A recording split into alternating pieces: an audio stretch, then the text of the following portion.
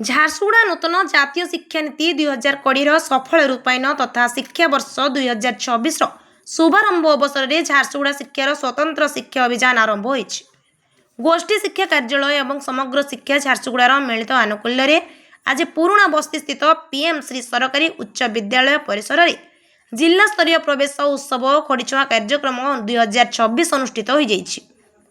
ଏହି ଜିଲ୍ଲାସ୍ତରୀୟ କାର୍ଯ୍ୟକ୍ରମରେ ଜିଲ୍ଲାପାଳ ଶ୍ରୀ କୁଣାଲ ମତିରାମ ଚୌହାନ ମୁଖ୍ୟ ଅତିଥି ଭାବେ ଯୋଗ ଦେଇ କୁନି କୁନି ଶିଶୁମାନଙ୍କୁ ଖଡ଼ି ଛୁଏଁ ସେମାନଙ୍କର ବିଦ୍ୟା ଶିକ୍ଷାର ଶୁଭାରମ୍ଭ କରିଥିଲେ। ଜିଲ୍ଲାର ପ୍ରତି ଅଞ୍ଚଳରେ ଏହି ବିଦ୍ୟା ଆରମ୍ଭ ପର୍ବକୁ ଏକ ଉତ୍ସବ ଭାବେ ପାଳନ କରାଯାଉଛି। ଏହି ଅବସରରେ ଜିଲ୍ଲାପାଳ ପିଲାମାନଙ୍କୁ ସରକାରଙ୍କ ପ୍ରଦତ୍ତ ଶିକ୍ଷଣ କିଟ୍ କାର୍ଯ୍ୟପୁସ୍ତିକା ଏବଂ ପାଠ୍ୟପୁସ୍ତକ ପ୍ରଦାନ କରି ସେମାନଙ୍କୁ ଉତ୍ସାହିତ କରିଥିଲେ। ଜିଲ୍ଲାପାଳ ସଦର ବ୍ଲକ ପାଇଁ ଏକ ଶିକ୍ଷା ସଚେତନତା ରଥର ଶୁଭାରମ୍ଭ ମଧ୍ୟ କରିଥିଲେ। ଏହି ରଥ ଆସନ୍ତା ଏପ୍ରିଲ 10 ତାରିଖ ପର୍ଯ୍ୟନ୍ତ ଜିଲ୍ଲାର ସମସ୍ତ ବିଦ୍ୟାଳୟ ପରିକ୍ରମା କରି 5 ବର୍ଷରୁ ଅଧିକ ପିଲାଙ୍କୁ ଶିଶୁ ବାଟିକା ଏବଂ 6 ବର୍ଷରୁ ଅଧିକ ପିଲାଙ୍କୁ ପ୍ରଥମ ଶ୍ରେଣୀରେ ନାମ ଲେଖାଇବା ପାଇଁ ସଚେତନତା ସୃଷ୍ଟି କରିବ। ପିଲାମାନଙ୍କ ପାଇଁ ବିଦ୍ୟାଳୟରେ ଖେଳ ପରିସର, କଳା ସୃଜନଶୀଳ ପରିସର ଏବଂ ଗଳ୍ପ କଥନ ପରିସର ଭଳି ଆକର୍ଷଣୀୟ ବ୍ୟବସ୍ଥା କରାଯାଇଛି, ଯାହା ଏପ୍ରିଲ 6 ରୁ 8 ତାରିଖ ପର୍ଯ୍ୟନ୍ତ ଜାରି ରହିବ। କାର୍ଯ୍ୟକ୍ରମରେ ଜିଲ୍ଲା ଶିକ୍ଷା ଅଧିକାରୀ ଡକ୍ଟର ରାଧାକାନ୍ତ ଗଡ଼ତିଆ ଅଭିଭାବକ ବିଦ୍ୟାଳୟ ପରିଚାଳନା କମିଟିକୁ ନାମ ଲେଖା ପ୍ରକ୍ରିୟାରେ ସକ୍ରିୟ ହେବାକୁ ପରାମର୍ଶ ଦେଇଥିଲେ।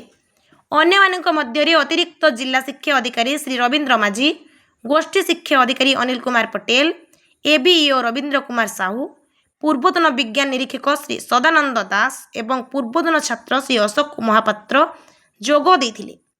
ଜିଲ୍ଲା ସଂଯୋଜିକା ଶ୍ରୀମତୀ ଖୁଲଣା ସୁନ୍ଦରୀ ବେହେରା କାର୍ଯ୍ୟକ୍ରମ ପରିଚାଳନା କରିଥିବା ବେଳେ ସିଆରସିସି ଶ୍ରୀ ଲିଙ୍ଗରାଜ ବେହେରା, ପ୍ରଧାନ ଶିକ୍ଷୟତ୍ରୀ ଶ୍ରୀମତୀ ଚିନ୍ମୟୀ ଦେବଶ୍ରୀ ପିଙ୍ଗ ଓ ଶିକ୍ଷକ ବିପିନ କୁମାର ପଣ୍ଡା ପ୍ରମୁଖ ସହଯୋଗ କରିଥିଲେ। ଆଜିର ଦିନ ଆମର ଯେମିତି ଡିଓ ମହୋଦୟ କହିଲେ ସବୁ ସ୍କୁଲରେ जो ଏଟା ଷ୍ଟଲ ଲାଗିଛି ସେଟା 6-7 ଷ୍ଟାଣ୍ଡାର୍ଡର ପିଲାମାନଙ୍କର जो ଆର୍ଟ ରହୁଛି ତାକୁ ବି ଆମେ ଏକ୍ସିବିସନ୍ ଦେଉଛୁ। ପ୍ଲସ୍ ଛୋଟ ଛୋଟ ଛୁଆମାନଙ୍କୁ ଆଜି ସ୍ୱାଗତ ଜଣାଉଛୁ କି ସେମାନେ ସ୍କୁଲରେ ଯିବେ। ସ୍କୁଲରେ ଯିବାର କାରଣ ଇଏ କି ଏମାନେ ହେଉଛନ୍ତି ଆମର ଭବିଷ୍ୟତର ପିଢ଼ି। ସେ ଯେତିକି ସୁଶିକ୍ଷିତ ହେବେ, ଯେତିକି ଷ୍ଟ୍ରଙ୍ଗ ହେଇକି ବାହାରିବେ, ସେତିକି ଆମର ଭାରତବର୍ଷ ଆଗକୁ ବଢ଼ିବ। ଝାରସୁଗୁଡ଼ାରୁ ଘନଶ୍ୟାମ ପଡ଼ିହାରୀଙ୍କ ରିପୋର୍ଟ, ଓଡ଼ିଆ ଭାସ୍କର।